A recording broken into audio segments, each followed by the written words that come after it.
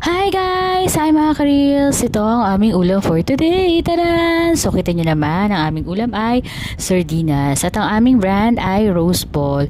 Hindi ko alam guys kung pwedeng iharap yung brand name. So medyo inikot ko na lang. Mahirap na. Baka magkaroon ng violation. And then yan, ang ginawa namin sa aming sardines ay ginisa namin. Although yung unang plano namin is initin lang siya. Apakasarap ng ano niya, sauce niya. Yung ligo kasi medyo nagbago na siya. Dati kasi okay naman siya. Kaya lang yung sardinas niya itself, merong makaliskis. Medyo hindi ko type. And then meron kaming spam na natira. So yun guys, kung meron kayong suggestion, comment nyo lang below. Follow me guys. Pwede akong makatanggap na star.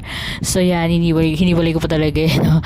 So kayo guys, ano yung mga agahang madalian yung niluluto para hindi na kayo, kasi medyo mahirap talaga mag-isip at mahirap din magluto ng agahan, di ba?